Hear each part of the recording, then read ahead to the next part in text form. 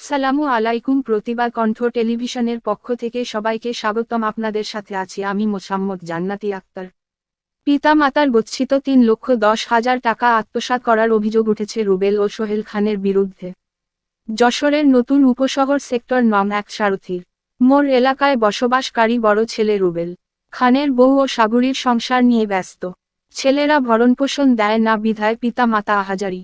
বিগত 2016 জুন মাসের 13 তারিখে ধার বা হাওলাদের কথা বলে 3,10,000 টাকা পিতামাতার কাছ থেকে আত্মসাৎ করে সেই অর্থ দিয়ে 3 শতক জমি কিনেছে বলে এলাকাবাসীর সূত্রে জানা যায়।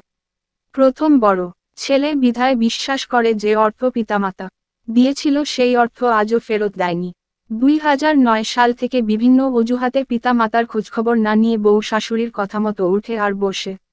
দুঃখের বিষয় যে ব্ল্যাক ও কালো জাদুর মাধ্যমে পিতা মাতাকে সরিয়ে রেখেছেন দীর্ঘ 13 বছর ধরে রুবেল খানের বউ শাশুড়ি যেমনই চতুর তেমনই চালাক। এদের সাথে কথা বলে কেউ পার পায় না। জি বাংলা স্টার জলসা টেলিভিশন দেখে নাটকের ইতিহাস তৈরি করল। রুবেল খান 32, তার স্ত্রী ইভা বেগমের 28, মাতা কুলসুম বেগম 50। রুবেলের জন্মদাতা পিতার মৃত্যুর কথা বলে 2009 সালে কুলসুম বেগম তার মেয়ের সাথে কৌশলে মিথ্যে কথা বলে বিবাহ আবদ্ধ করে। তারপর থেকে পিতামাতার আহাজারি শেষ কোথায়।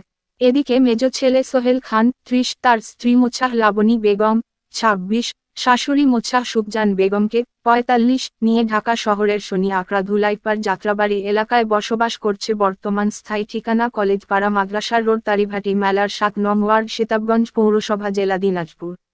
খোঁজখবর নেয় না অসহায় পিতা মাতার। বলতে পারেন কি সন্তানরা পিতা মাতাকে ভরণ পোষণ দিতে অস্বীকার কেন করে যখন মায়াবী রাক্ষসী ডাইনি ছেলের বউরা বিভিন্ন কুপরামর্শ দিয়ে পিতা মাতার কাছ থেকে সরিয়ে নেয় শুধুমাত্র স্বামীকে একান্তভাবে পাওয়ার জন্য।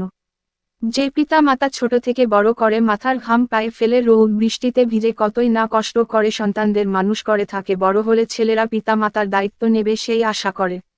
সারা জীবন পথ চেয়ে থাকে অসহায় পিতা মাতারা কোন একদিন ছেলের বউরা শাশুড়ি হবে, মেয়ে জামাই পাবে সেদিনের কথা চিন্তা করে শ্বশুর শাশুড়িকে দূরে না সরিয়ে তাদেরকে কাছে টেনে নেওয়া উচিত। সে হবে পৃথিবীর সবচেয়ে সুখী ব্যক্তি। পিতা মাতা যদি আল্লাহতালার কাছে 2 হাত তুলে অভিশাপ করে সেই ছেলে যতই সুখী হোক না কেন এই পৃথিবীতে সে কখনো সুখী হতে পারে না। কেন না কোন দিকে অশান্তি সৃষ্টি হয়।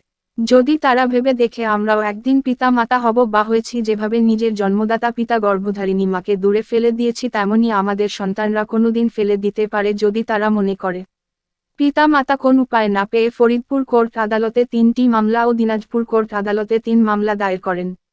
উপরোক্ত বিষয়ে সরজমিনে গিয়ে সঠিক নিরপেক্ষতা বজায় রেখে তদন্তপূর্বক বিষয়টি খতিয়ে দেখার জন্য পুলিশ প্রশাসনের ঊর্ধ্বতন কর্তৃপক্ষের নিকট করজোড়ে দাবি জানিয়েছেন অসহায় পিতামাতা।